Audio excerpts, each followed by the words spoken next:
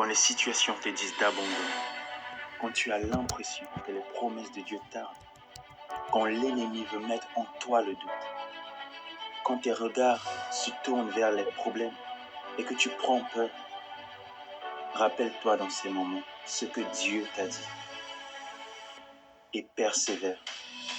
Lorsqu'Abraham voyait son corps vieillissant, lorsqu'il voyait l'âge de Sarah, ou en entendant peut-être ce que les gens disaient, il a décidé de se rappeler des promesses de Dieu.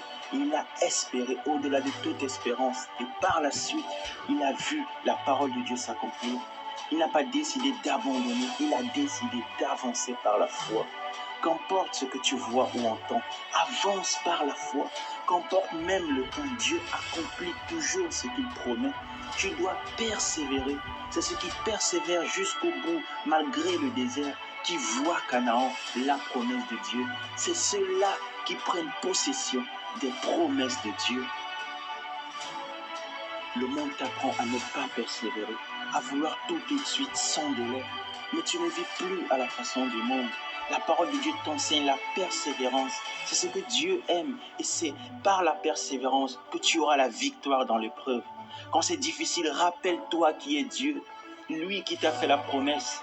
Il est le Dieu capable, le Dieu de l'impossible, le Dieu qui guérit, le Dieu qui restaure, le Dieu qui ferait un chemin. Il ne t'a pas oublié. Tous ceux qui ont persévéré ont eu la victoire. Abraham, Josué, Job. Et si toi aussi décides de persévérer, tu auras la victoire. Alors persévère. Ne marche pas par la vue, mais avance et vis par la foi. Et tu verras la gloire de Dieu. Lui qui a fait la promesse, c'est aussi lui qui le fera, car il est capable. Ça paraît peut-être fou de croire en ce que tu ne vois pas, ni même en ce que tu ne peux pas toucher. Mais accepte cette folie. Accepte cette folie. La folie de Dieu est même encore plus sage que la sagesse des hommes. Dieu ne ment pas, sa parole est vérité. On prenait David pour un fou quand il avançait pour sa Goliath, mais c'est lui qui a vaincu. On prenait Abraham pour un fou quand il pensait qu'il aurait un enfant vu son âge, mais il l'a eu. On prenait les Josué pour des fous, mais c'est eux qui ont pris possession de Canaan. Alors même si on te prend pour un fou, même si on te prend pour un fanatiste, accepte cette folie.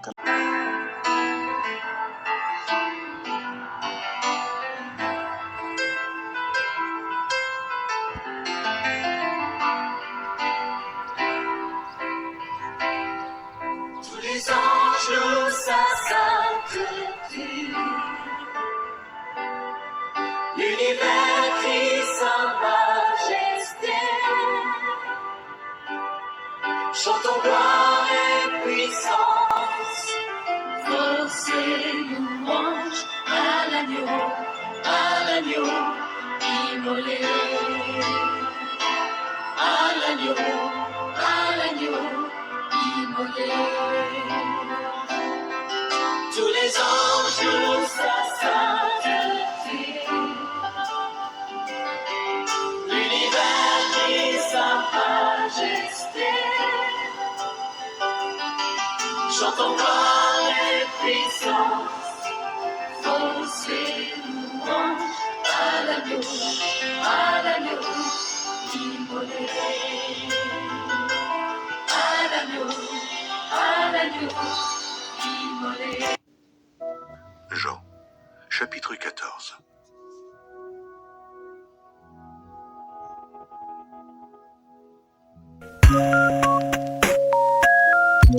Que votre cœur ne se trouble point. Croyez en Dieu et croyez en moi.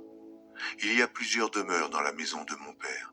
Si cela n'était pas, je vous l'aurais dit, je vais vous préparer une place.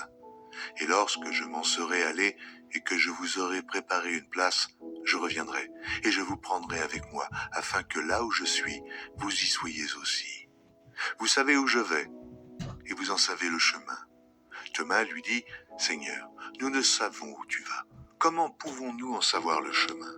Jésus lui dit, je suis le chemin, la vérité et la vie. Nul ne vient au Père que par moi. Si vous me connaissiez, vous connaîtriez aussi mon Père, et dès maintenant vous le connaissez, et vous l'avez vu. Philippe lui dit, « Seigneur, montre-nous le Père, et cela nous suffit. » Jésus lui dit, « Il y a si longtemps que je suis avec vous, et tu ne m'as pas connu, Philippe. Celui qui m'a vu a vu le Père. Comment dis-tu, montre-nous le Père? Ne crois-tu pas que je suis dans le Père, et que le Père est en moi? Les paroles que je vous dis, je ne les dis pas de moi-même, et le Père qui demeure en moi, c'est lui qui fait les œuvres. Croyez-moi, je suis dans le Père, et le Père est en moi. Croyez du moins à cause de ses œuvres. En vérité, je vous le dis, celui qui croit en moi fera aussi les œuvres que je fais, et il en fera de plus grandes, parce que je m'en vais au Père. Et tout ce que vous demanderez en mon nom, je le ferai, afin que le Père soit glorifié par le Fils. Si vous demandez quelque chose en mon nom, je le ferai. Si vous m'aimez, gardez mes commandements. Et moi je prierai le Père, et il vous donnera un autre consolateur, afin qu'il demeure éternellement avec vous. L'Esprit de vérité, que le monde ne peut recevoir, parce qu'il ne le voit point et ne le connaît point, mais vous le connaissez, car il demeure avec vous, et il sera en vous. Je ne vous laisserai pas